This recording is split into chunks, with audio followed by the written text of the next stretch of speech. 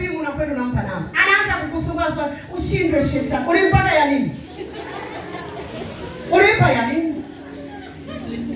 Na kabla hujatoa namba ya simu ndani, dhamira huwa inaongea kwamba huyu anayekuomba namba huyu sio. Yaani kwa binadamu yote aliyeumba na Mungu kuna dhamira ndani huwa inaongea kwamba ameomba namba ya simu, nimempa, kitakachofuata kitakuja. Saa 8 za usiku ngero. Amka basi tuchati. Yaani ndio nilikuwa naota ndoto, umeniamsha wewe. Afu mnataka mpokee vingi kwa Yesu. Mnataka mpokee vingi? Yaani kuna watu ni wajinga. Sasa nitumie message basi zinisindikize kwenye usingizi. Zikusindikize? Si unajua upweke tena, upweke sio mzuri. Hapa ufungui mlango.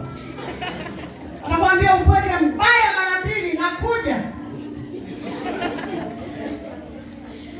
Haleluya.